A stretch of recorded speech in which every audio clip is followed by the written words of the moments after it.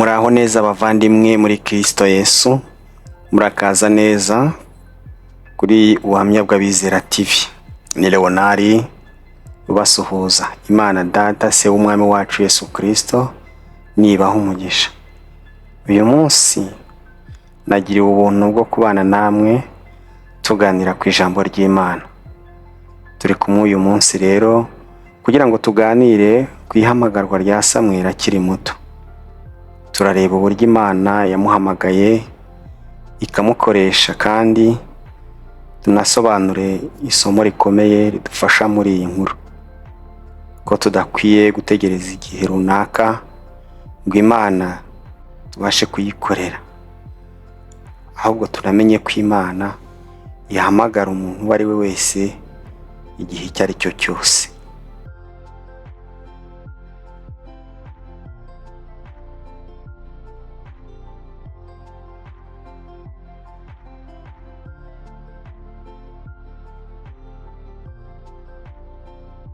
Dutangize hamwe isengesho twiragiza Imana kugira ngo ibane natwe muri iki kiganiro, kandi iyobore ibitekerezo byacu ndetse n'amagambo tuvuga aturuke kuri yo.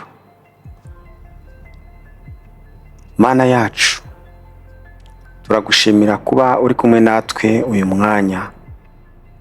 Turagusaba ngo duhe kumva no kwigira ku ihamagarwa rya Samweli, kandi tubwire uburyo natwe twakurikira ijwi ryawe mu buzima bwacu bwa buri munsi.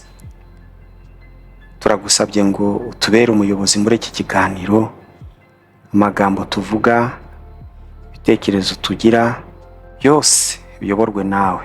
Udufashe rero abazakurikira ikiganiro kibafashe, kandi wowe utoranya ugatoranya udafite icyo ushingiyeho na kimwe uretse urukundo rwawe, umeze gutoranya benshi mu bagukorera, kubera ko iyi si ya none turimo ikeneye urumuri, ikeneye abantu bakuzi, ikeneye abantu bakumenye, ikeneye abantu basakaza urukundo rwawe n'amahoro n'ijambo ryawe rikagera kuri bose.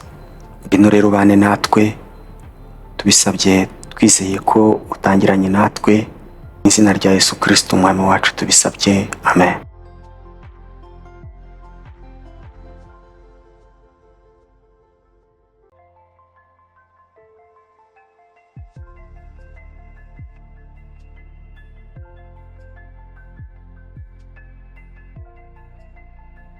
Uyu munsi turaganira ku ngingo igira iti ihamagarwa rya Samweli. Inkuru y'ihamagarwa rero rya Samweli iboneka muri Samweli wa mbere igice cya 3 umurongo wa mbere kugeza ku wa 10. Reka dusome ijambo ry'Imana uko rivuga. Uwo mwana Samweli yakoreraga Uwiteka imbere ya Eli, kandi muri iyo minsi ijambo ry'Imana ryari ingume, nta kwerekwa kwari kweruye. Icyo gihe Eli yari atangiye guhuma, atakibona. Bukeye mu gihe cyo kuryama ajya ku buriri bwe. Itara ry'Imana ryari ritarazima, kandi Samweli yari aryamye mu rusengero rw'Uwiteka, aho isanduku y'Imana iba. Maze Uwiteka ahamagara Samweli, nawe ati karame. Arirukanka asanga Eli, ati nditabye kuko umpamagaye. Eli ati singuhamagaye, subira kuryama. Nuko asubira kuryama. Uwiteka yongera guhamagara Samweli, arabaduka asanga Eli, aravuga ati nditabye kuko umpamagaye. Aramusubiza ati mwana wanjye, singuhamagaye, subira kuryama. Ariko Samweli yari ataramenya Uwiteka, kandi atarahishurirwa ijambo rye. Uwiteka ahamagara Samweli ubwa 3. Arabaduka asanga Eli ati nditabye kuko umpamagaye. Maze Eli amenya ko ari Uwiteka uhamagaye uwo mwana. Niko kubwira Samweli ati genda usubire kuryama, niyongera kuguhamagara umusubize uti Uwiteka vuga kuko umugaragu wawe nteze amatwi. Nuko Samweli asubira kuryama aho yari ari. Maze Uwiteka araza ahagarara aho, arahamagara ubwa mbere ati Samweli, Samweli. Nawe ati umbwire kuko umugaragu wawe nteze amatwi. Amen.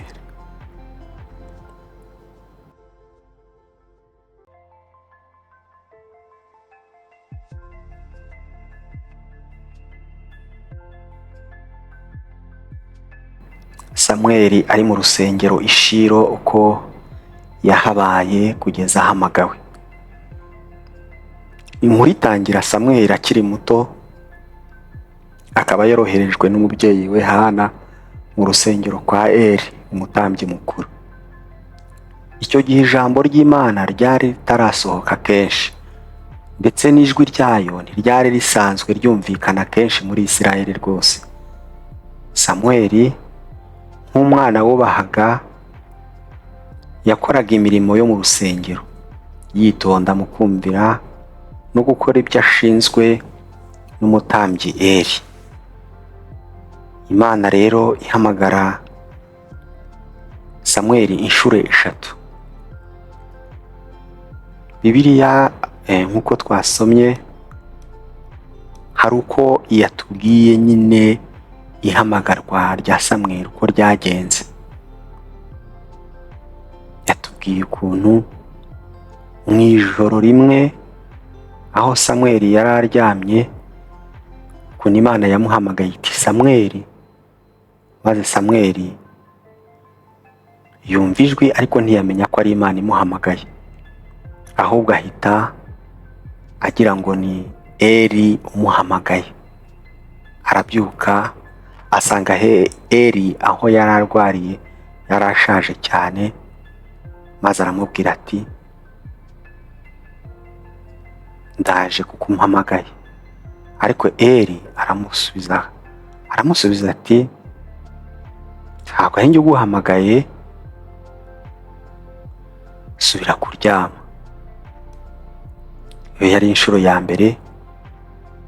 Ibyo rero byaje kuba inshuro 3, maze Samweli akomeza kwitiranya ijwi ry'Imana n'irya Eli. Ariko ku nshuro ya 3 nk'uko twabisomye mu ijambo ry'Imana muri Samweli wa mbere ibice 3 kuva ku murongo wa 1 kugeza ku wa 10, Eli yaje kumenya ko ijwi Samweli ari kumva ari iry'Imana kandi ko ishaka kumuvugisha. Maze amugira inama, aramubwira ati ni Imana ishaka kugira icyo ikubwira. Niwongera kumva ijwi riguhamagara, usubize uti vuga Uwiteka kuko umugaragu wawe uteze amatwi. Niko ijambo ry'Imana ryabitubwiye, ko twabisomye. Namwe muzagomeze gusoma cyane kugira ngo murusheho gusobanukirwa. Turebye rero ko Imana yaje guhamagara Samweli kandi Samweli nawe akayumvira. Samweli yasubiye kuryama nk'uko yari amaze kubibwirwa na Eli. Noneho Imana irongera iramuhamagara iti Samweli. Nawe asubiza uko Eli yari yamubwiye ati niwumva ijwi riguhamagara, usubize uti vuga Uwiteka kuko umugaragu wawe uteze amatwi. Nuko Imana itangira kuvugisha Samweli, imuha ubutumwa bwihariye kandi bumureba ndetse n'umuryango wa Eli. Samweli yarabaye umuhanuzi wa mbere utangiranye n'ubusore bwe mu gukorera Imana.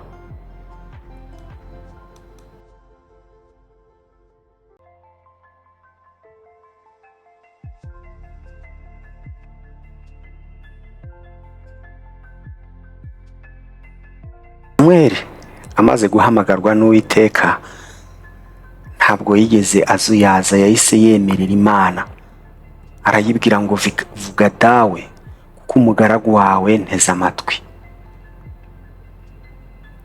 Ijwi ry'Uwiteka turyumva mu buryo butandukanye. Hari ubwo ushobora kuryumva mu nzozi uryamye ukaryumva, hari ubwo ushobora kwerekwa mu buryo busanzwe, hari n'ubwo ushobora gusoma ijambo ry'Imana muri Bibiliya ukumva icyo Imana ivuga, ukamenya icyo igushakaho kandi ukacyumvira kandi ukagishyira mu bikorwa. Samweli rero yahamagawe akiri muto cyane, kandi akimara guhamagarwa yahise yemerera Imana, yumva ijwi ry'Imana kandi araryitaba, kandi yemera nyine gukorera Imana n'Imana. Kandi nk'uko twabyumvise yahise atangira guhabwa ubutumwa, atangira kuba umuhanuzi. Guhera uwo munsi Imana iramukoresha. Nk'abantu rero buri muntu wese afite ukuntu ashobora gukoreramo Imana no kwemerera Imana ko imukoresha bitewe n'uburyo imuhamagayemo n'uburyo yumvise mu ijwi ry'Imana. Gukorera Imana biba mu buryo bwinshi butandukanye. Uburyo Imana yagutoranyamo iguha inshingano cyangwa inshingano zishobora gutandukana n'izawe, n'izuriya n'izuriya. Ibyo Imana ifite uko ibikora, ahubwo nyine gusobanukirwa kw'Imana ikuvugishije nicyo kintu gishobora kugorana kuri bamwe na bamwe. Samweli we yagize amahirwe kuko yari ari kumwe na Eli, umutambyi mu rusengero rw'Uwiteka, akamuyobora. Ariko Imana ifite uburyo bwinshi cyane ishobora kuyoboramo umuntu. Iyo uri maso ukurikiye ushobora kumenya icyo Imana ikubwiye kandi ukagishyira mu bikorwa, ukagikurikiza. Dushobora rero gutangira kumenya amasomo dukura muri iri jambo ry'Imana no muri iyi nkuru ya Samweli. Inkuru y'ihamagarwa rya Samweli irimo amasomo akomeye ashobora kudufasha twe nk'abakristo twese. Iya mbere, isomo ririmo no kumvira Imana akiri muto. Samweli yari akiri umwana, ariko ntiyahise atinya gukurikira cyangwa se kumva icyo Imana yamubwiye. Ubu butumwa rero buduha isomo ry'uko Imana ishobora guhamagara umuntu igihe icyo ari cyo cyose, ndetse n'abakiri bato bafite agaciro mu maso y'Imana. Iki ni ikintu gikomeye cyane ku bakiri bato, kubibutsa ko Imana ishobora kubakoresha mu buryo bukomeye bakiri bato. Twebwe abakuru dukurikira inyigisho cyangwa dusobanukiwe inyigisho, ni ahacu gushishikariza abakiri batoya kugira ngo bakorere Imana bakiri bato. Biba byiza burya iyo umuntu amenya Imana akiri muto, agakura azi Imana, akorana nayo, agendana nayo, yumva ijwi ryayo kandi akaryumvira, aba ari umugisha. Aba ari umugisha kuri we, aba ari umugisha ku muryango we, aba ari n'umugisha ku gihugu. Irindi somo ni ukwiga kumva ijwi ry'Imana.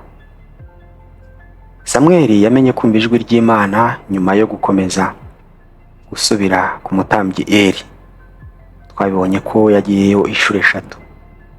Bigaragaza ko kumva no gusobanukirwa ijwi ry'Imana bisaba kwitonda no gufashwa. Hari ahubwo bisaba ko umuntu abona ubufasha buturutse ku bakuru muri uru rugendo, abadutanze gusobanukirwa, abadutanze kuba mu kubana n'Imana, kugendana n'Imana. Natwe dukwiriye kwiga gusenga, gusoma ijambo ry'Imana no kuba twakwitondera inyigisho zayo kugira ngo tumenye icyo Imana idushakaho. Ntabwo rero twabasha gusobanukirwa n'ijwi ry'Imana tudasoma Bibiliya. Ntabwo twabasha gusobanukirwa ijwi ry'Imana tutaganira n'abaturuta muri uru rugendo, bo tugomba kwigiraho bakatugira inama kugira ngo tubashe gusobanukirwa nyine n'ijwi ry'Imana riduhamagara. Irindi somo rya gatatu ni ugufashwa mu rugendo rwo kwemera. Mu rugendo rw'ukwemera, Imana yahamagaye Samweli igihe kitari cyoroshye rwose, kuko twumvise ko ijwi ry'Imana mu bihe bye ryari ingume. Ntago Imana yakundaga kuvuga cyane, kuvugisha abantu muri Isiraheli. Ariko Samweli ntago yari wenyine, yari afite Eli wamuhaye inama nziza kandi zinyuranye mu gihe Imana yamutoranyaga. Dukwiriye kumenya ko mu rugendo rwacu rwo kwemera tugomba kugisha inama abamenye Imana mbere yacu, bakadufasha kwinjira mu byo Imana idushakaho. Nibyo rwose, ntabwo dukwiye kumva ko nubwo twatangiye urugendo rwo kugendana n'Imana cyangwa gushaka Imana ko twihagije muri uru rugendo. Dukwiye kuba dufite abantu bakuru bamaze igihe kinini cyane bagendana n'Uwiteka, bakadufasha. Barahari, hari abasaza, hari abantu bakuze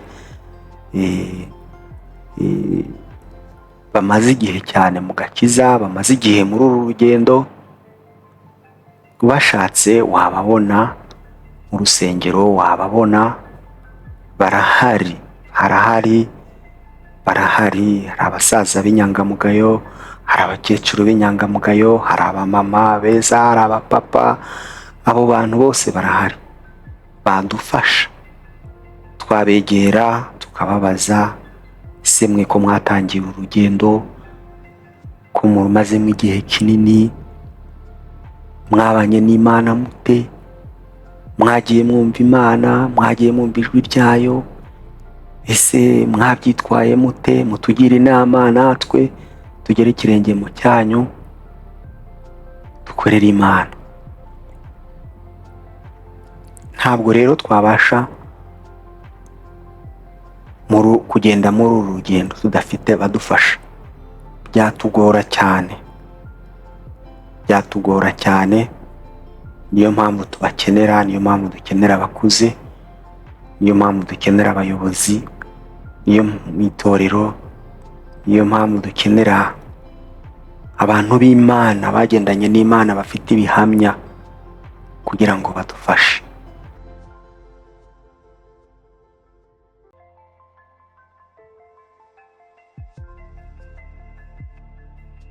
Ni inyigisho ku banyabyaha no guhinduka kwa Eli. Eli yari afite amakosa menshi mu muryango we, ariko Imana yahisemo kubwira Samweli ibyo azakorera mu muryango wa Eli. Ibi biratwereka ko tugomba kwemera n'iyo turi mu muryango cyangwa mu bantu b'intangarugero, kandi tukemera ko Imana iduha ubutumwa bwo gukosora abo dufitanye amasano cyangwa ibyo twibeshyaga. Eli nawe nidusoma kiriya gice cyose kikarangira, tuzabona ibitari byiza mu muryango wa Eli. Ariko kugira ngo bikosorwe, habayeho ko Eli yahise atangira gukosora ibitari bimeze neza mu muryango we. Mu miryango yacu cyangwa abo tubana nabo, inshuti n'abavandimwe, birashoboka cyane ko hashobora kubamo abataraba inyangamugayo, harimo abatarakizwa, batarakira Yesu Kristo nk'umwami n'umukiza, batarumva ijwi ry'Imana. Ijambo ry'Imana hano ritwereka ko dukwiye kuba twemera ko Imana iduha ubutumwa bwo gukosora abo dufitanye amasano cyangwa ibyo twibeshyaga ko ari ukuri kandi atari ukuri. Dusoza rero ikiganiro cyacu, bavandimwe, nk'uko Imana yabahamagaye, ko Imana yahamagaye Samweli akiri muto kandi ikamugira umuhanuzi, natwe dufitiye umugambi mu buzima bwacu, kandi icyo dushakamo ni ibyiza, cyangwa icyo dushakira ni ibyiza. Dufite igihe cyo kumva ijwi ry'Imana mu buzima bwacu, kandi twiyegurire gukora ibyiza byose twigisha. Abatarahamagarwa, batarumva ijwi ry'Imana ngo bayikurikire, ni umwanya mwiza wo kwisuzuma. Buri muntu wese akisuzuma kandi agafata umwanzuro wo gutega amatwi, wo gusoma ijambo ry'Imana cyane, wo gusenga, gusaba gusobanukirwa n'ijwi ry'Imana, kuganira no kugisha inama abatubanjirije muri uru rugendo, abakuriye muri uru rugendo, abarumazemo igihe kinini cyane, kugira ngo batugire inama, kugira ngo tubashe gusobanukirwa. Rero dukwiye gusoma Bibiliya nk'ijambo ry'Imana, ryo jambo ry'Imana rizima, ritabeshya, ry'ukuri, ritavangiye. Nk'uko ku buhamya bw'Abizera TV twafashe icyemezo cyo gukoresha Bibiliya kurusha ibindi bintu byose. Ntabwo tuzavuga amagambo, tuzakoresha ijambo ry'Imana ryo rizima, tuzarisoma dufatanije namwe abadukurikira, namwe kandi mukomeze gukora ubutumwa. Ntabwo byoroshye mu minsi ya none, ntabwo byoroshye. Ijambo ry'Imana bigaragara ko ari ingume mu mitima y'abantu, ariko ijambo ry'Imana ritubwira ko nyine mu minsi y'imperuka ibi byose ariko bizagenda. Ubu muri iyi minsi abantu baba basobanura iby'ijambo ry'Imana mu buryo bwabo bwite. Abantu baba basobanura ibintu uko bitari, abantu baba basobanura ijambo ry'Imana baganisha mu nyungu zabo, baganisha mu butunzi, baganisha, ni ukuvuga ngo ribagaburire mu buryo bw'umubiri, barishakiramo ibyo barya gusa. Ariko turabizi neza twebwe ko umuntu wamenye Imana, usoma ijambo ry'Imana mu gutunga ubugingo, mu gutunga umuntu w'imbere, akarya agahaga, turabizi neza ko adashobora gusonza ngo abure ibyo arya, kandi aranyurwa. Habaho kunyurwa. Ubutunzi, irari ry'iby'isi, ibyo kurya n'iki bihemuje benshi, ariko Yesu ariho kandi azaza. Haleluya! Yesu ariho kandi azaza. Abantu bamaze igihe mu gakiza, abantu bamaze igihe babana n'Imana, ni ukuri bazi imirimo y'Imana, bazi ukuntu Imana ikora, bazi ukuntu Imana ivuga, bazi ukuntu Imana ikiza, bazi ukuntu Imana itunga abantu bayo, bazi ukuntu nyuma y'ubu buzima hari ubundi. Haleluya! Bazi ukuntu Imana ihishura ibihishwe ikabigaragaza, bazi ukuntu Imana ireba kandi ikanereka abayo ibiri imbere. Haleluya! Bazi ukuntu Imana yigisha abantu bayo uburyo bakwiye kwitwara. Haleluya! Imana igomeze kutugirira neza kugira ngo dukomeze kumva ijwi ryayo kandi tubashe kurisobanukirwa. N'utarasobanukirwa, n'utaramenya ko ibyo ariko biri, agire inyota yo gushakisha kumenya. Twe kugendera mu mahame y'abantu basizeho, tugendere mu ijambo ry'Imana. Imana ituyobore kandi tuyomoze ijambo. Ntabwo byoroshye muri iyi minsi. Twebwe abamenye Imana nta nubwo dusabwa gusesengura ibintu byinshi mu biriho, kuko amakuru menshi y'ibiba bitambuka n'ibiba biriho mu buryo bw'umwuka, byose abana b'Imana baba babizi. Ariko ntabwo dukwiye kujya ku karubanda ngo tuvuze induru. Oya, tugendana ibanga, tuba dufite amakuru. Ahubwo utaramenya Imana, utarumva ijwi ry'Imana, agerageza arishake kugira ngo tukomeze kuba mu isi. Haleluya!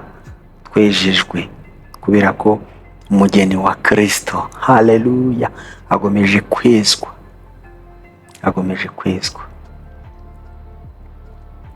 Ndabashimiye rero kubw'ijambo ry'Imana. Tumaze kumva inkuru ya Samweli uko yahamagawe atabasha gusobanukirwa ijwi ry'Uwiteka n'iry'umuntu usanzwe, ariko hamwe no kuba yari kumwe na Eli wari mukuru, wari umaze igihe cyane afite uburambe bwo gusobanukirwa imvugo y'Imana, yaramufashije abasha gusobanukirwa. Natwe Imana idufashe gusobanukirwa, kandi twigire kubaturuta kugira ngo tubashe gusobanukirwa imvugo y'Imana.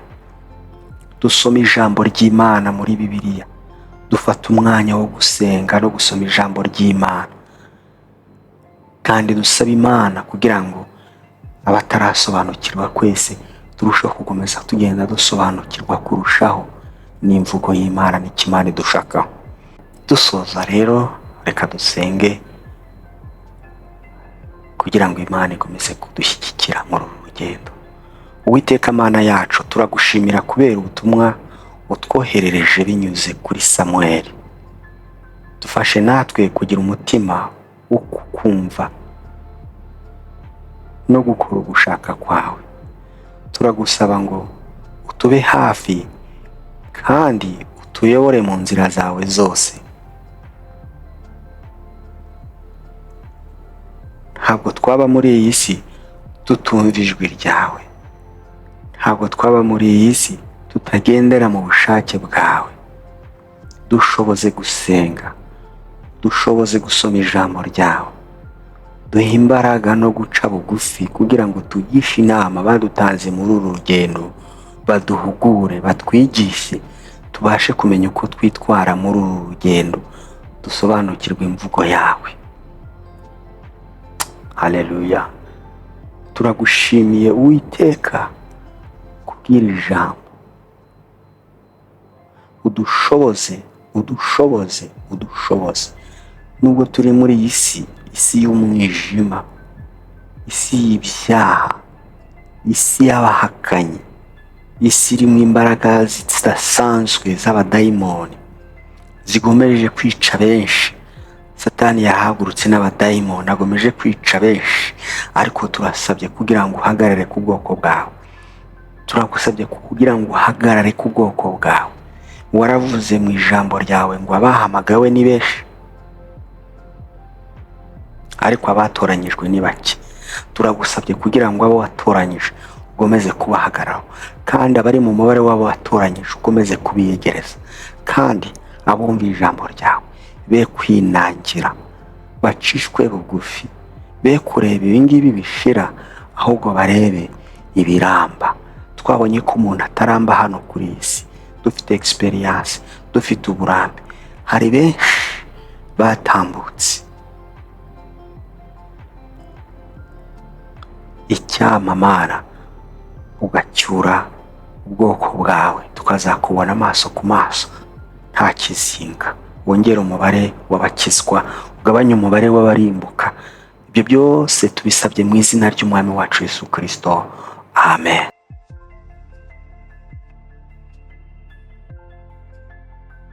Bene data rero, iki kiganiro cyacu nk'uko nabibabwiye ntabwo kijya gitinda. Ni ikiganiro gifata umwanya muto cyane kugira ngo ibyo twiga tubashe kubyiga mu gihe gito. Abantu ndabizi ntabwo baba bafite umwanya uhagije kubera akazi, kubera gushakisha ibibatunga, kandi nibyo umukristo arangwa no gukora, agakora cyane kugira ngo abashe kubaho. Nta mukristo w'umunebwe. Niyo mpamvu dukora ikiganiro kigufi kugira ngo ababa bananiwe bacyumve baruhuke, abandi nabo babonye akanya gatoya babashe kugakoresha kugira ngo ducunguze uburyo umwete. Twavuga byinshi ugasanga n'ubundi abantu ntibakurikiranye ibyo twavuze byose nk'uko bikwiye, ariko n'iki kigufiya kiba kibasha kumvikana, kandi tugomeze kugira gute, tugomeze no kugisangiza abandi. Wowe rero utari wakwiyandikisha, kora subscribe wiyandikishe, tube benshi, twamamaze twese ubwami bw'Imana, twumve ijambo ry'Imana uko bwije n'uko bukeye. N'ukuri twese hamwe dufatanyije twagera kure. Imana rero ibaha umugisha. Ikiganiro cyacu nakagaruka, nyere kubonana naho utaha. Murakoze, Imana ibaha umugisha.